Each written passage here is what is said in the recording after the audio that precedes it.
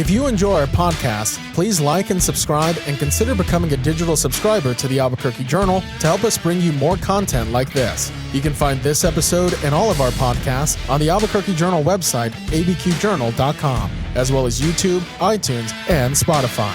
See the show notes for a discount code on a digital subscription. Thank you for supporting the Albuquerque Journal, New Mexico's leading news. Hi, everyone. Welcome to Preps Central, the Albuquerque Journal's high school podcast. I am James Yodice. I am the high school sports editor here at the Journal. Welcome. Week 2 of our high school football podcast. We got a lot going on today.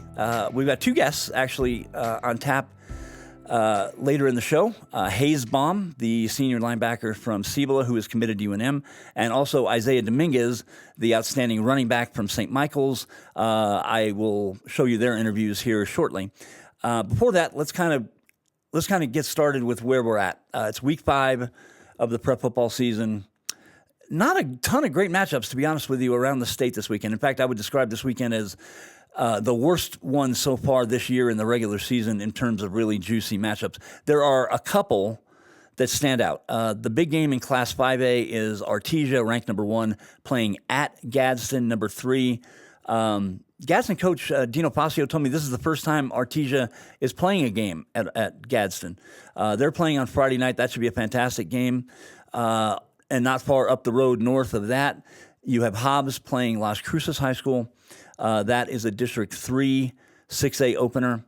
I've watched Las Cruces the last 2 weeks. I'm really impressed. They beat Rio Rancho. They beat Volcano a couple of weeks ago. Then they beat Rio Rancho by 28, I believe, the week before. And then they played up here against Cleveland last week.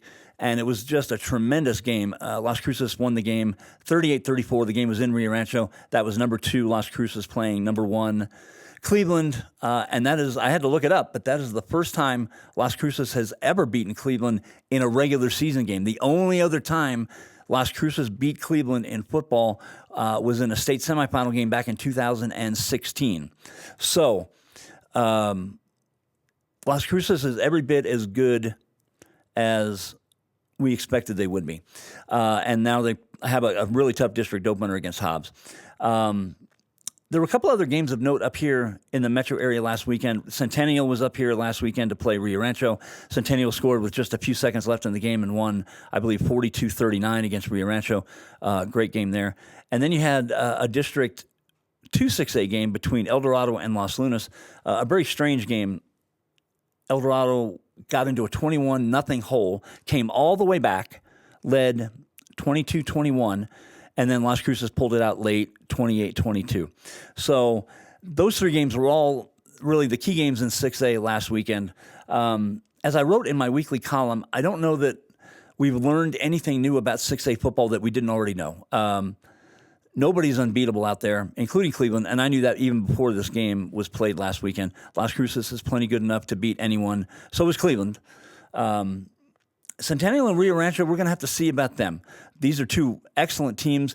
Are they in the same class as Cleveland and Las Cruces? Maybe not. Maybe they're just slightly, in that second tier below those top 2. But we've got some really good competitive football teams in 6A, and we don't have anything new to report that we didn't know already. Cleveland and Cruces are the 2 best teams in 6A. I believed that before the year. Nothing I've seen so far would convince me any different. So, yeah, we've had some good 6A games. We don't have many good 6A games on the schedule this week, unfortunately. We got teams packing up buys. As a matter of fact, the next 2 weeks, we're not going to have a ton of really great games in the 6A division. We got a lot of teams on bye weeks next week in week 6. Both Cleveland and Rio Rancho are playing teams from El Paso this week. Like I said, the Hobbs-Las Cruces game is by far the biggest game in the 6A division this week. And then you have Artesia and Gadsden in 5A. And you also have Goddard, which is coming off a really tough season, 2 wins last year. They're playing really good football. They're playing Lovington. These are 2 teams both ranked in the top 5. That is the other big game in that district coming up this weekend. So we'll have a little bit more clarity on that southern district in Class 5A after these 2 games are over. And we certainly don't want to forget about Roswell, but there are so many key head-to-head games that are going to play out over the last 6 weeks of the regular season. So that district, as it was last year, will involve probably many close games and a lot of movement up and down in the standings. So these two games we'll talk about them next week. Without further ado, I want to get into our two guests this week, and you're going to see these interviews back to back. The first one, as I mentioned, with Cibola senior linebacker Hayes Baum, who is committed to UNM, certainly one of the best two-way players in the state. And he has been playing a little bit of quarterback this year, kind of like their running quarterback. In addition to his linebacker position, plays a little safety. He is a tremendously valuable asset for Cibola, which is off to a 3-1 start. So here's my interview a little earlier today with Hayes Baum. Okay, as promised, here's the first of my two guests today. He is Hayes Baum, senior linebacker and now a part-time quarterback from the Cibola Cougars. Cibola is off to a 3-1 start here this year and could easily be 4-0. Hayes has verbally committed to the University of New Mexico, and I welcome him to my podcast. Hayes, how are you doing, buddy? Doing good. How are you doing? I'm good. Thank you for spending some time with me today. Of course. Thank you for having me. So look, from one Cibola Cougar to another, I'm excited to see Cibola off to this quick start. They're 3-1, and you guys lost the season opener to Albuquerque High on a touchdown in the last, I think, 40 seconds. Otherwise, this team would be 4-0. Why don't you tell me what you've observed about why this team has started so quickly in this first month of the season? Yeah, for sure. I know this team has definitely been through a lot of adversity the last two seasons, and honestly has prepared us for this season. I think that just going through all of that and being able to mentally now prepare and not having that whip puppy syndrome and getting that the monkey off our back, as like my dad liked to say, has been huge. And I think the reason we were able to start so fast is by stable execution. I mean, just simple things, doing simple things right is the key to this. Okay, so if we're thinking about last year, Cibola was 2-8. Last year, Cibola already has won more games in this regular season than all of last year, and you guys still have 6 games to go. Cibola will be on the road at Clovis this coming Friday. So what would you say is the biggest difference? I know, and of course, Coach David Howes is new.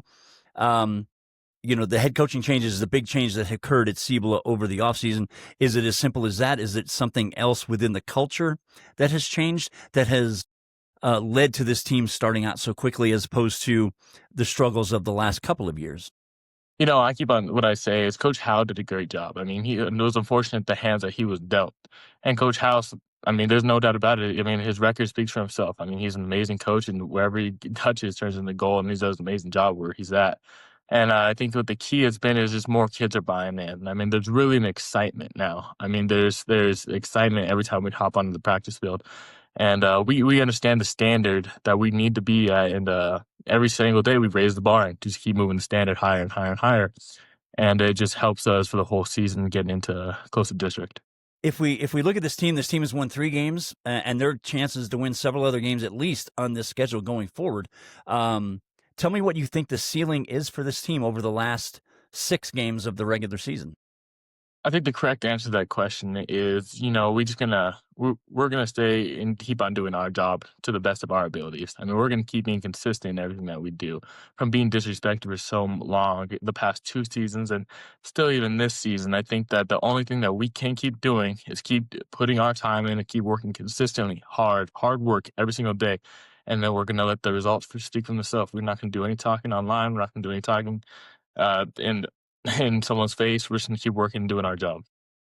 So your role primarily has been, since you started at Cibola, to play linebacker. You were an impact player right from the start on that side of the ball, but now you are sharing quarterback duties for Cibola this year. Tell me how that's going, and more importantly, tell me how that all got started. Was it this year? Was it during the offseason? Tell me when all this began. I think that quarterback position that I've been blessed to be able to play right now it's been so fun. I think that there was a lack of leadership on the offensive side of the ball, and being able to be put in that position. And honestly, I'm like a point guard. I just give the ball around, and then my other teammates make the plays, and that's how it should be. I mean, I want them to have the love. The whole line is so young and hungry. I mean, and they do a great job. The quarterback and the receivers that we have now do a fantastic job. The other quarterback, he's developing. He's going to be an amazing player by the time I'm done. And then even now, it's like a 2-headed dragon. I mean, and we work together hand in hand, and he has all the right tools to be a good player. And then defense side of the ball, I mean, defense is my specialty. I mean, I have so much fun on the defense side of the ball, able to come off the edge a whole lot, play the safety, play the linebacker, and be versatile in everything I do. Like I get referred to as like a Swiss Army knife. I mean, you're able to place me anywhere. I'm able to go ahead and do my job. Have you been given any instructions this year in terms of playing quarterback to, and because you play a very physical style on defense, have you been asked by Coach Howe or anyone to make sure you're careful on the offensive side of the ball and that you don't take yourself out of things because you're needed so badly on the defensive side too? Of course. Well, they manage it well. I mean, even last year when I sustained my injury, there's only one way to play this game. I play 110% no matter the situation. And if that's going to be on the offensive side of the ball, it means I'm going to have to go 110% on the offensive side of the ball. If that's going to be on the defensive side of the ball, I'm going to go 110% on the defense side of the ball. But in between the line, there's no stopping my effort and my work of play. It just won't happen. When I did a story on you committing to UNM earlier this year, I interviewed your coach, Dave Howes, and we were talking about you. And he said, James, this is probably the hardest working kid I have ever had in my career. And I'm wondering, when you hear a coach speak about you that way, your reaction to that. But honestly, I'm happy. I'm happy he notices, of course. But honestly, the work that I put in is all work in the dark. I mean, I understand that the work in the dark that I'm doing will be shown in the light, and I've since a young age, I've understand the consistency of work is just constant. You have to be at it every single day. And I love it. I can't wait just for, I just love the grind. I think that's the best part about this is being able to, I know that no matter what, if he's taller, if he's bigger, faster, I'm able to work so much more. And just have that confidence in the back of my mind where I've outworked these guys. I mean, that's how I'm going to be bringing the same mentality to the college level as well, because this is all going to sustain from the work that I put in. Where do you think that started for you? I mean, were you a young kid? Were you cognizant of this as a young kid, that kind of work ethic? Well, it's funny because when I was a young kid, I wasn't athletic. I mean, it's funny is that my parents talk about it now and looking back at it, I wasn't the biggest, I wasn't the fastest, the strongest. I mean, it was literally I got the crap beat out of me one game. And I was like, man, I never want to feel this way ever again. And then once COVID really hit, it was when everything was shutting down, I started going to work. I mean, I got with great trainers. I mean, Jaime Ramirez, Bulat Stidikov, and still people I keep great relationships with now. And it was just that I fell in love with the process. I mean, you got to fall in love with the process. And then once you get that mastered down, you're going to be very successful on the field. So kind of the last thing before we cut you loose today, let's talk about the UNM Lobos. I am also a Lobo grad in addition to being a Cibola grad, so it's exciting to see a Cibola guy committing to UNM. Yes, sir. And you and I have already talked about this for the story I wrote in print, but I want to go over some of this again real quick about why UNM you felt was the best fit for you. And I want to get your impressions on Coach Eck because he is quickly becoming a very popular guy in this town. He just seems like a regular, normal dude. And I'm curious your thoughts on him and also why you feel like the Lobos are going to be the best fit for you at the next level. I mean, the Lobos, look what they're doing last week. I mean, beating UCLA on the road which hasn't been done, I think, since 2008, 2013 was one of those dates. But I think that is so cool, just already the impact that he's able to make at UNM. And you don't see that very often. Usually you see the program that take time to build, and obviously they're going to go through that, and I'm happy to be a part of that building. But Coach Eck, I mean, like we had a conversation, me and him talked a few nights ago. And he just said, hey, he's like, thank you for believing in us before anyone else. I said, no, Coach, thank you for believing in me before anyone else. Because the opportunity they had given me is huge, and I can't wait to get into that program and be able to work hard and be a player for them on the field, but also be a leader for them in the locker room as well. Well, I know personally speaking, I'm excited to see you wearing the cherry and silver. Appreciate that. So we've been visiting with Hayes Baum. Hayes, I want to thank you for taking a little time to visit with me today. If you want to watch Hayes and Cibola play, they're on the road at Clovis this week. Then they have their bye week, I'm pretty sure, next week. The next time Cibola has a game here in the metro area, I believe, is Friday, October 3rd against Rio Rancho, which will be a district opener. This is going to be a fun district to watch, especially with you guys improving. So, Hayes, listen, much congratulations on all your success and continued success this season with Cibola. I, of course, will be watching very closely, being a member of the Brown and Gold myself. So keep up the good work and stay healthy. And thanks so much for taking a few minutes. I will. Thank you so much for having me. God bless. You bet. So that was Hayes Baum. I thank Hayes for joining us today. I want to jump right into the other interview I did today with Isaiah Dominguez from St. Michael's, senior running back, a key player on defense as well for the Horsemen, who are ranked number 1 in Class 3A. And they play Eunice in a really fun matchup on Saturday afternoon up in Santa Fe. Here is my interview with Isaiah Dominguez. Okay, and now we have our second guest of the week. He is Isaiah Dominguez, the senior running back from St. Mike's in Santa Fe. St. Michael's is the number 1 ranked team in Class 3A, as they have been for pretty much the last 2 years. Isaiah, welcome. Good to see you. Thanks for joining me. Thank you for having me. So let's talk a little St. Michael's football. So this team is off to a 4-0 start, and I'm actually coming up to cover your game on Saturday against Eunice, which is a very good Class 2A school, who just scored 88 points the other day. I think I want to start there. You guys must have already watched film on Eunice, and you played them last year. You played them on the road last year, so you know some of their personnel already.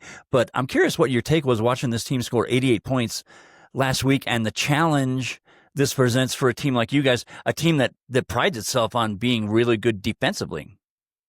Yeah, I mean, our defense over the last few years have been really good, and that's what they're really good is offense. Their quarterback is super good. They have some good offensive line, so I think if our defense steps up, I think we have a good chance at winning the game. Look, this is one of these fun games. It's not a district game for you. It's not a district game for them. It's just a fun game involving two teams that normally would never play each other. And you've got two teams that are very accomplished. And I'm wondering, because district will be starting for you guys soon enough, do you try and have fun on a week like this? Look, a loss to St. Mike's is not going to hurt Eunice all that badly. A loss to Eunice is not going to hurt St. Mike's all that badly either. And I'm wondering if you guys just kind of want to have fun with this and look at this as a fun challenge, a really good team from the South, one of the best teams in the North, and attack it from that point of view and just go out and have a good time with it. Yeah, they're definitely a solid team. I'm really excited for this game. They should be definitely one of the tougher opponents we face this year. So I'm really excited to play them and get some really good competition leading us into the districts. That'll definitely help us. All right. So, Isaiah, you scored, I believe, 4 touchdowns last week in a win over Albuquerque Academy. Let's talk about how your season is progressing, and let's talk about the offensive side of it. You know, St. Mike's, we talk a lot about St. Michael's defense, which is always so fantastic. We kind of lose track sometimes of the fact that this is usually a pretty strong offense. I know that a couple of your cohorts in the backfield graduated last year, but you've come back. You're kind of the mainstay in the backfield. Tell me how this offense is maturing and progressing as we get now into the middle of the season. I mean, I think our offense is super solid. We have a ton of great athletes on the field. Our quarterback, Kamal, he's definitely the leader of our offense, and we all have faith in him. We're talking about Kamal Stith. Yeah, Kamal Stith. Right. Yeah. So I'm curious, how do you guys define your own culture at St. Mike's? I mean, St. Mike's, I want to say the winning streak is up to 24 games, and forgive me if I'm one off. It's been almost 2 full years since St. Mike's has lost a football game. You guys have won state the last 2 years, undefeated last year, and like I said, off to a 4-0 start. How do you describe the culture of St. Michael's football and why it works so well? I mean, we have great coaches. We always go hard in practice. Coaches always push us to the limit. We just have to work each other. We have to build a strong connection with each other, and that helps us win all these games. I take it like at any school, even schools here in Albuquerque, a good number of you grow up playing together at the youth levels long before you ever get to St. Michael's. Yeah, right? There's been a few guys I've had before St. Mike's. Right. The winning streak, I'm curious if any of the players on this team or any of the coaches on this team, including Coach Fernandez, stay away from that kind of talk. You guys have the state's longest winning streak now. Some of the other teams that had long winning streaks coming into the year have all lost, like Texaco, like Roswell, like Cleveland last week. Does that winning streak mean anything to you guys within the program? Do you think about it, talk about it at all? I mean, we know about it, but we don't really talk about it that much. We kind of just focus and get to the next game and try and win each one game one by one. We were talking about Eunice a second ago. Look, you guys already play in what usually is the hardest district in Class 3A. And, of course, Robertson and West Las Vegas would be the two primary district rivals. Used to be Raton, but then Raton moved down from 3A to 2A. The test ahead of you this week, do you look at this team and feel like this is as good a team as we've played yet this season? Yeah, I definitely do believe that they will be the toughest team. I mean, they're also undefeated, so someone's always going to go. So we'll see how that goes. But I'm pretty confident. So let's talk about you. Team's... Right. So let's talk about you. You've been a multi-year standout for this program, and you're a senior now. And I'm wondering about how any senior, especially in a program that wins as much as St. Michael's does, if you're a senior, whatever position you play, whether you're a running back or an offensive tackle or a safety, whatever, how important it is to the seniors to kind of keep that chain going. Oh yeah, it's very important. We all have to each do our job. I mean, almost all the seniors are super important to this team. So as long as everyone does their job, I mean, we always have a really good chance of winning every game. Now, let's talk about what other positions you play. I know you do some kick returning as well. You're a running back. You do some kick returning. What is your position on defense? The past few years, I've been a corner, but with the lack of people we have, I've moved to safety this year. And I mean, I'm fine with playing either of those positions. There's also been times where I've played outside linebacker, but I feel most confident when I'm at safety. Right. How do you describe the success of the St. Michael's defense? I always say, look, I mean, it's good to have talent on defense, but defense is about attitude. I mean, it's about the right schemes, and it's about having good tacklers, and it's about game planning properly for whatever offense you're facing. But I always think defense is as much about attitude as anything else, and I'm wondering if it's that way with you guys on defense. Yeah, definitely. We always have to have the right mindset of not letting up many yards, not getting too many yards on every play. And I think we're great communicators with each other. And as long as we just communicate and stick together and no like bashing back and forth between each other, we'll be all right. I'm wondering if any of the coaches this week have looked at you guys and said, hey, this team we're playing put up 88 points this week. We're not having any of that this week. And whether you guys are sort of very prideful about this team coming in like, hey, whatever they did against this team from Texas, it doesn't matter to us. They're not going to do that to St. Michael's. That's got to be the mindset, isn't it? Yeah, definitely. Yeah. So as we go forward, look, there's some good teams out there in 3A. St. Mike's beat Dexter, I believe. I think it was a 2-point game. Correct me if I'm wrong, in the state championship game last year. There's some good teams out there in 3A. Like I said, Robertson is among them. West Las Vegas, those two are your district rivals. Hope Christian's playing some good football. They're in your district as well. Dexter, Nimi, there's some good teams out there. How do you look at the rest of 3A? Have you seen any teams on film yet that you think you guys will have to be, I don't want to say worried about, but you're going to have to pay close attention to them later on in the year? Yeah, I mean, definitely all of our district opponents, I feel like, are always pretty solid whenever we go against them. Like you said, Robertson and West are always tough. And then like last year, Dexter, they're also pretty good. So I think those three teams, New Mexico Military is also pretty good. We haven't really watched any of these teams on film yet, but once we get to that point, we'll definitely lock in and be ready for them. And I want to say you guys beat Nimi, I believe, in the semifinals last year. Did you not? Yeah, it was like 40-something to 7, I believe. Right. I know from experience, and although I haven't covered a game at St. Michael's in a long time, this will be my first game up there in a lot of years. St. Michael's always has kind of an interesting home field advantage. You guys don't have lights. You play all your games, Saturday at 1 or 1:30. How do you describe the home field edge that St. Mike's seems to have? I mean, it's obviously great to have a talented team, but there must be something more to that too, right? Yeah, for sure. I mean, most of these other teams are used to playing Friday at 7:00. They're not used to playing on weekends in the middle of the day. So they're not used to the heat. They're not used to all that other stuff. So, and we're always used to that. We've been used to that for the past few years. So I think that definitely helps us. But don't you guys kind of miss being part of Friday Night Lights, at least when you're home? Yeah, like against Santa Fe High, it's always pretty fun, but we'd always rather win than and have an advantage than not have fun. Right. Okay. Well, Isaiah, I appreciate you taking a few quick minutes to join me. It's good to visit with you, and I can't wait to see you guys play against Eunice on Saturday. That's 1:00 at St. Mike's on Saturday afternoon.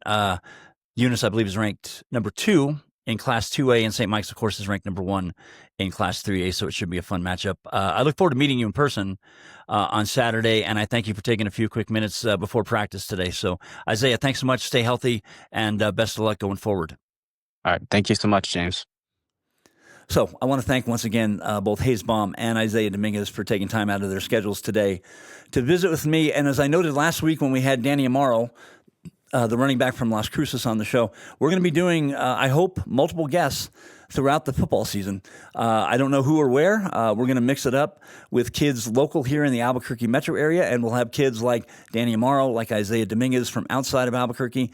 We're going to mix it up, bigger schools, smaller schools, so we're going to try and have fun with it. So I thank both of them for taking time to join me on the podcast today, which has reached an end. I thank you for joining me. I will be back next week. We'll talk about some of the key Week 5 games that I previewed earlier, and we'll get into any of the key games coming up in Week 6. So in the meantime, have a great weekend, enjoy the football, and I will see you soon.